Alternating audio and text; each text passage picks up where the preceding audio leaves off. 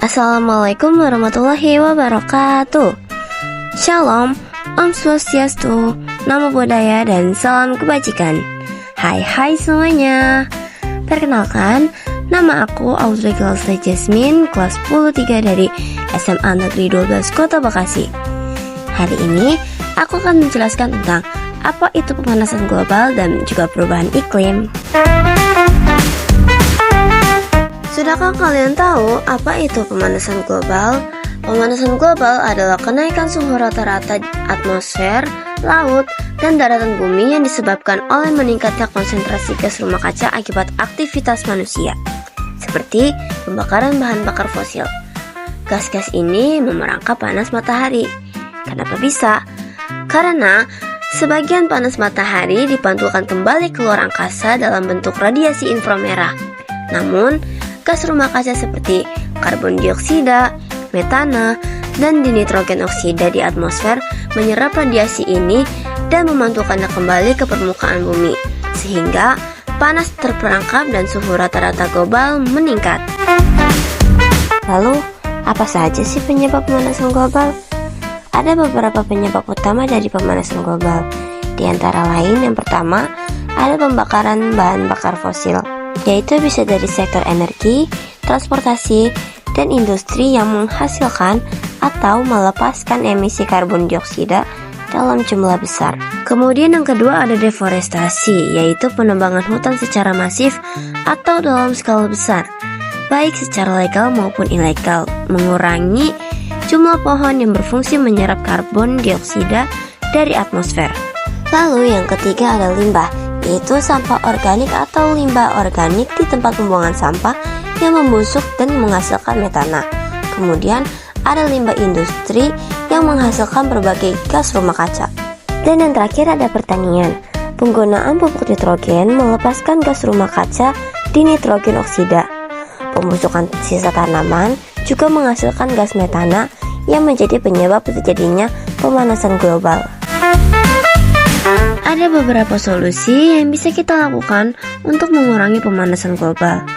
Yang pertama yaitu kita bisa mengurangi konsumsi energi seperti matikan lampu dan peralatan elektronik lainnya saat tidak digunakan. Yang kedua, ubah gaya transportasi dengan kurangi penggunaan kendaraan pribadi yang menggunakan bahan bakar fosil. Sebagai gantinya, kita bisa menggunakan transportasi umum, bersepeda, atau berjalan kaki. Yang ketiga, terapkan 3R, reduce, reuse, dan recycle. Mengurangi, menggunakan kembali, dan mendaur ulang sampah dengan bijak untuk mengurangi jumlah limbah. Dan yang keempat, tanam dan rawat pohon. Kita bisa melakukan penghijauan dan reboisasi, karena pohon dapat membantu menyerap karbon dioksida dari atmosfer. Lalu, perubahan iklim itu apa? Perubahan iklim adalah perubahan jangka panjang pada pola cuaca dan suhu bumi yang disebabkan oleh peningkatan suhu rata-rata akibat pemanasan global. Pemanasan global sendiri terjadi karena peningkatan konsentrasi gas rumah kaca di atmosfer. Akibatnya, terjadi berbagai perubahan seperti pencairan es, naiknya permukaan air laut, kekeringan, dan gelombang panas yang ekstrim. Salah satunya yaitu El Nino dan La Nina. Apa itu El Nino dan La Nina? El Nino dan La Nina adalah dua fase berseberangan dari pola iklim global. El Nino adalah kondisi saat suhu permukaan laut di Pasifik tropis bagian tengah dan timur terasa lebih hangat dari rata-rata, menyebabkan angin pasat timur melemah. Sedangkan La Nina terjadi ketika suhu permukaan laut menjadi lebih dingin dari rata-rata, karena angin pasat timur menguat dan mendorong air hangat ke arah barat, menyebabkan air dingin naik ke permukaan di timur. Ada beberapa kasus El Nino dan La Nina yang pernah terjadi di Indonesia. Contoh La Nina kuat terjadi pada tahun 2010. Curah hujan rata-rata 3 bulanan di Indonesia saat itu umumnya masuk kategori di atas rata-rata. Beberapa wilayah di Indonesia bahkan mengalami curah hujan tinggi yang ekstrim. terutama pada periode Maret, April, Mei, hingga September, Oktober, November di Sumatera bagian selatan, Jawa, Bali, Nusa Tenggara, Sulawesi, Maluku, dan sebagian Kalimantan. Kemudian El Nino kuat dalam sejarah terjadi pada tahun 1997. Curah hujan 3 bulanan di Indonesia mengalami pengurangan yang sangat drastis. Sebagai dampak dari kejadian ini dan umumnya jauh lebih rendah dibandingkan rata-ratanya. Beberapa wilayah Indonesia terutama di Jawa, Bali, hingga Nusa Tenggara, sebagian Kalimantan, Sulawesi, Maluku, dan Papua bahkan mengalami curah hujan yang sangat rendah sepanjang tahun El Nino itu. Kesimpulannya, pemanasan global merupakan ancaman nyata bagi keberlangsungan hidup di bumi. Peningkatan suhu global akibat aktivitas manusia telah mengubah sistem iklim secara drastis.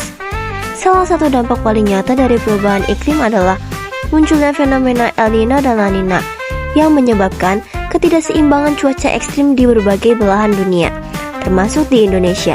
El Nino memicu musim kemarau panjang, suhu panas ekstrim, kekeringan, dan kebakaran hutan. Sementara La Nina menyebabkan hujan berlebih, banjir, dan longsor.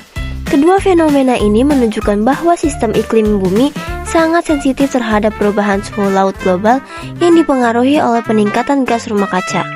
Oleh karena itu, diperlukan upaya global dan lokal yang berkelanjutan, mulai dari pengurangan emisi karbon, penggunaan energi bersih, pelestarian hutan, hingga perubahan gaya hidup masyarakat menjadi lebih ramah lingkungan.